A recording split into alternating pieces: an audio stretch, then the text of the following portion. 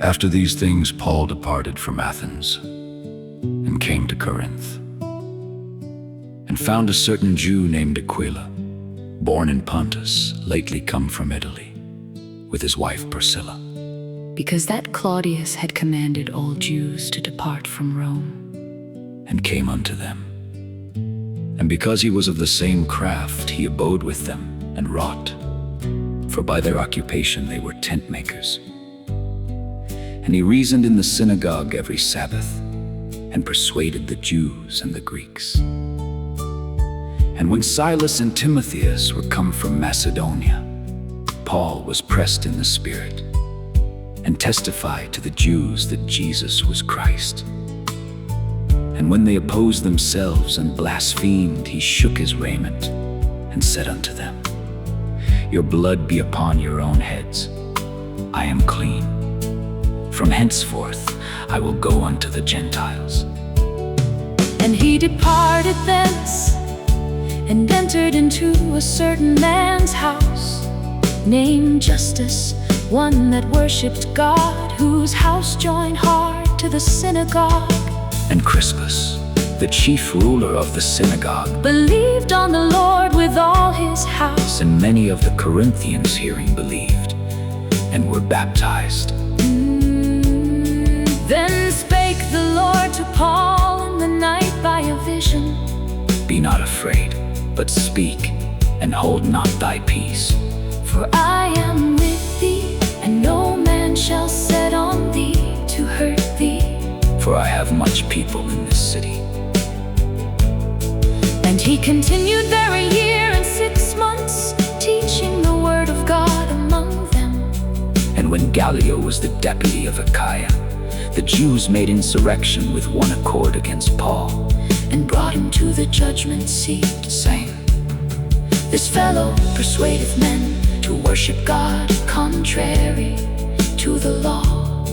And when Paul was now about to open his mouth, Gallio said unto the Jews, If it were a matter of wrong or wicked lewdness, O ye Jews, Reason would that I should bear with you.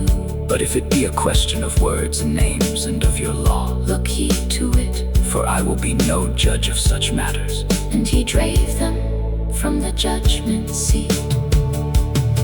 Then all the Greeks took Sosthenes, the chief ruler of the synagogue, And beat him before the judgment seat. and Gallio cared for none of those things.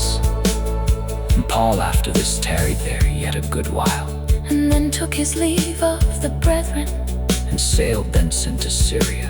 and with him Priscilla and Aquila, having shorn his head in Cenchrea. For he had a vow, And he came to Ephesus, and left them there. but he himself entered into the synagogue, and reasoned with the Jews. When they desired him to tarry longer time with them, he consented not. But bade them farewell, saying, I must by all means keep this feast that cometh in Jerusalem, But I will return again unto you. if God will. And he sailed from Ephesus, And when he had landed at Caesarea, and gone up, and saluted the church, he went down to Antioch.